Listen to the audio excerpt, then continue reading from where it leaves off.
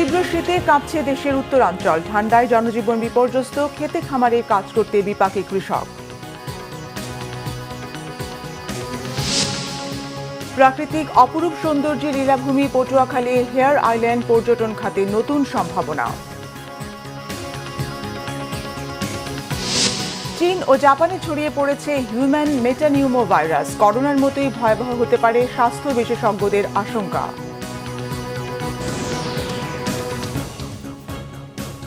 দেখছিলেন crown cement সংবাদ শিরোনাম। বাংলাদেশের সাবেক প্রধানমন্ত্রী শেখ হাসিনার প্রত্যর্পণ নিয়ে এখনো কোনো মন্তব্য করেনি ভারত। শুক্রবার দেশটির পররাষ্ট্র মন্ত্রণালয়ের মুখপাত্র রণধীর জয়সওয়াল সাপ্তাহিক ব্রিফিংয়ে বলেন, এক সপ্তাহ আগে তিনি যেমনটি বলেছিলেন তার বাইরে কিছু বলার নেই। তবে হিন্দুস্তান টাইমস এক প্রতিবেদনে বলছে, হাসিনার প্রত্যর্পণ সম্পর্কে বাংলাদেশ সেই দাবি বিধিসম্মতভাবে করেনি। এছাড়া চুক্তি অনুযায়ী ওই দাবি গ্রাহ্য না হওয়ার আরও অনেক কারণ আছে। এর আগে গেল সপ্তাহে রণধীর জয়সওয়াল বলেছিলেন, হাসিনাকে প্রত্যর্পণের অনুরোধ সম্পর্কিত একটি কূটনৈতিক পত্র তারা হাতে পেয়েছে। ওই সময় এর বেশি কিছু বলতে আপত্তি জানিয়েছিলেন জয়সওয়াল। অন্যদিকে ভারতের বিভিন্ন রাজ্যে বাংলাদেশিদের ধরপাকড় ও ফেরত পাঠানোর ঘটনা নিয়ে প্রশ্ন করা হলে মুখপাত্র বলেন, অবৈধভাবে ভারতে ঢোকা মানুষদের খুঁজে বের করা ও ফেরত পাঠানো নিরাপত্তারক্ষীদের দায়িত্ব। ব্রিফিংয়ে সনাতন ধর্মীয় নেতা চিন্ময় কৃষ্ণ দাসের জামিনের দাবি খারিজ হওয়া নিয়ে প্রশ্ন করা হলে জয়সওয়াল বলেন, ওই ঘটনায় যাদের ধরা হয়েছে তারা সুবিচার পাবে। পৌষের শীতে কাঁপছে সারা দেশ, বিভিন্ন জেলায় বইছে শৈত্যপ্রবাহ। হাড় কাঁপানোর শীতে পঞ্চগড়ে বিপর্যস্ত হয়ে পড়েছে জনজীবন।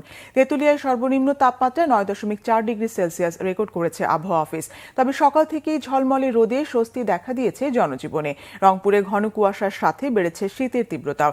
4 দিন ধরে ঘন কুয়াশায় ঢাকা থাকছে পুরো অঞ্চল, সঙ্গে বইছে উত্তরের হাওয়া। শুক্রবার থেকে তাপমাত্রা কিছুটা বাড়লেও কনকনে শীত কমেনি। শনিবার সকাল 6টায় স্থানীয় আবহাওয়া অফিস তাপমাত্রা রেকর্ড করেছে সর্বনিম্ন 9.8 ডিগ্রি সেলসিয়াস। হিম বাতাসে সবচেয়ে বেশি বিপাকে পড়েছে খেটে খাওয়া মানুষরা। খড়কুটো জ্বালিয়ে শীত নিবারণের চেষ্টা তাদের। প্রাকৃতিক অপরূপ সৌন্দর্যের লীলাভূমি হেয়ার আইল্যান্ড। বঙ্গোপসাগরের বুক চিরে জেগে ওঠা পটুয়াখালীর রাঙ্গাবালী উপজেলার এই দ্বীপের সৌন্দর্য যে কোনো ভ্রমণ পিপাসু পর্যটকের নজর কাড়বে।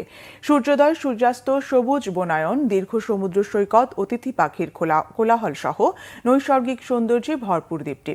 পর্যটকরা বলছেন, পরিকল্পিত উন্নয়নে দক্ষিণাঞ্চলের পর্যটন শিল্পে হেয়ার আইল্যান্ড নতুন দিগন্তের সূচনা করতে পারে।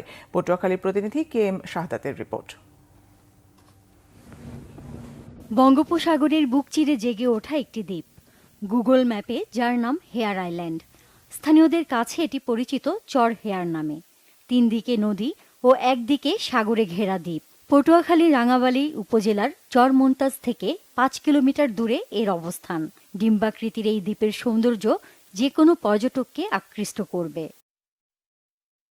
এই দ্বীপটির সৌন্দর্য বাড়িয়েছে সবুজ ঘন বন, রয়েছে বিস্তীর্ণ জলরাশি, সুদীর্ঘ বালুকাময় সৈকত। সৈকতের তটরেখায় ছোটাছুটি করে লাল কাঁকড়ার দল। আছে রং বেরঙের অতিথি পাখির কোলাহল, ঝাউবনের ছায়া। বিশেষ আকর্ষণ হেয়ার আইল্যান্ডের যে কোনো প্রান্তে দাঁড়িয়ে সূর্যোদয় সূর্যাস্তের দৃশ্য দেখা মিলতে পারে বন্য হরিণেরও। বিশুদ্ধ পানির ব্যবস্থা করেছি, সোলার লাইটের ব্যবস্থা করেছি, ওয়াশরুমের ব্যবস্থা করেছি, ইভেন আমরা ব্রেস্ট ফিডিং সেন্টারও করেছি।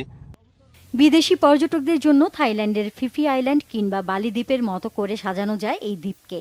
পর্যটকরা বলছেন, প্রাকৃতিক সৌন্দর্যে কক্সবাজার, কুয়াকাটা কিংবা সুন্দরবনের চাইতে কোনো অংশেই কমতি নেই এই দ্বীপের। এখানে যদি সরকার সুন্দরভাবে দৃষ্টি দেয় এবং কি এখানে যদি সরকার এটাকে নিয়ে কিছু ভাবে, পর্যটকদের নিয়ে যদি ভাবে, তাহলে এটা আমি মনে করি যে পর্যটকদের জন্য একটি আশ্রয়স্থল হবে। ইকো ট্যুরিজম এখানে হতে পারে।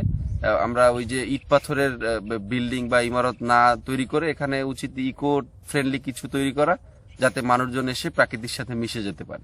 উপকূলীয় এলাকার পর্যটন শিল্পের উন্নয়নে মাস্টার প্ল্যান হাতে নেওয়া হয়েছে বলে জানান ট্যুরিজম বোর্ডের প্রধান নির্বাহী কর্মকর্তা ও স্থানীয় উপজেলা প্রশাসন।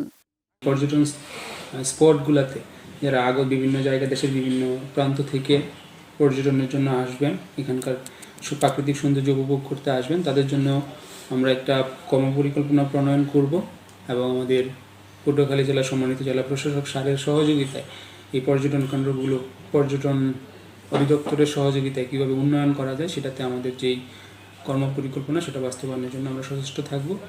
হেয়ার আইল্যান্ড ছাড়াও নয়নাভিরাম সৌন্দর্যে ঘেরা এই উপজেলার সোনারচর, জাহাজমারা ও তুফানিয়া নিয়ে পর্যটন জোন করা হলে দেশি বিদেশি পর্যটকদের আকৃষ্ট করতে পারবে। দক্ষিণাঞ্চলে পর্যটন শিল্পে যুক্ত হবে নতুন এক দিগন্ত। Bangla vision news desk.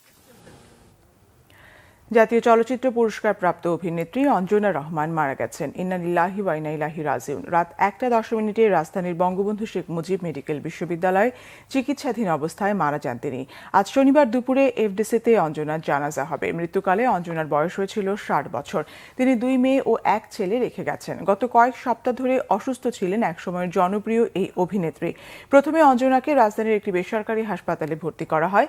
শারীরিক অবস্থার উন্নতি না হওয়ায় গত বুধবার তাকে নেওয়া হয় বঙ্গবন্ধু মেডিকেলে। শারীরিক অবস্থার অবনতি হওয়ায় ওই রাতেই লাইফ সাপোর্টে নেওয়া হয় অঞ্জনাকে। শেষ পর্যন্ত শুক্রবার দিবাগত রাতে চলেই গেলেন এই নায়িকা। বাংলাদেশি চলচ্চিত্রের একসময়ের জনপ্রিয় অভিনয় শিল্পী অঞ্জনা নৃত্যশিল্পী থেকে নায়িকা হয়ে সর্বাধিক যৌথ প্রযোজনা এবং বিদেশি সিনেমায় অভিনয় করেছেন। বাংলাদেশ ছাড়াও তিনি অভিনয় করেছেন 9টি দেশের 13টি ভাষার সিনেমায়। 1976 সাল থেকে অভিনয় শুরু করা অঞ্জনার ছবির মধ্যে রয়েছে দস্যু বনহুর, মাটির মায়া, অশিক্ষিত, আনারকলি, আলাদিন, আলিবাবা সিনবাদ, চোখের মণি, রাম রহিম জন ও সুখের সংসার। চীন ও জাপানে ছড়িয়ে পড়েছে হিউম্যান মেটানিউমো ভাইরাস। স্বাস্থ্য বিশেষজ্ঞরা শঙ্কা প্রকাশ করে বলছেন ভাইরাসটি করোনার মতোই ভয়াবহ আকার ধারণ করতে পারে। জ্বর, কাশি বা শ্বাসকষ্টের মতো সাধারণ ঠান্ডাজনিত সমস্যা ভাইরাসটির প্রাথমিক লক্ষণ। অনেক সময় সংক্রমণের তীব্রতা ব্রঙ্কাইটিস, নিউমোনিয়া, অ্যাজমার মতো সমস্যা সৃষ্টি করতে পারে। এই ভাইরাসে এরই মধ্যে আক্রান্ত হয়েছেন অনেকে। চীনে করোনার মতোই হাসপাতালে রোগীদের ভিড় বেড়েছে। একই অবস্থা জাপানেও। চলতি মৌসুমে দেশটিতে ঠান্ডাজনিত সংক্রমণ ছড়িয়েছে 7 লাখেরও বেশি মানুষের মধ্যে। HMPV ভাইরাস চীন থেকে ভারতে ছড়িয়ে পড়ার শঙ্কা প্রকাশ করেছে দেশটির স্বাস্থ্য বিভাগ। যে কোনো লক্ষণ দেখা দিলে দ্রুত চিকিৎসকের কাছে যাওয়ার পরামর্শ দিয়েছে তারা। প্রায় 2 দশক আগে HMPV ভাইরাসের উপস্থিতি জানান দিলেও এখন পর্যন্ত এর টিকা আবিষ্কার হয়নি। সতর্কতা হিসেবে টানা 20 সেকেন্ড ধরে সাবান ও পানি দিয়ে হাত ধোয়া, অপরিষ্কার হাতে নাক মুখ স্পর্শ না করা এবং আক্রান্ত ব্যক্তিদের থেকে নিরাপদ দূরত্ব বজায় রাখার পরামর্শ দিয়েছেন চিকিৎসকেরা। এই ছিল এখনকার মতো। পরের সংবাদ সকালে 11টায়। এছাড়া বাংলা ভিশন সংবাদ ও সংবাদ সংশ্লিষ্ট অনুষ্ঠান দেখতে ভিজিট করুন www.bvnews24.com ও facebook.com/banglavisionnews এবং সাবস্ক্রাইব করুন youtube.com/banglavisionnews। ধন্যবাদ।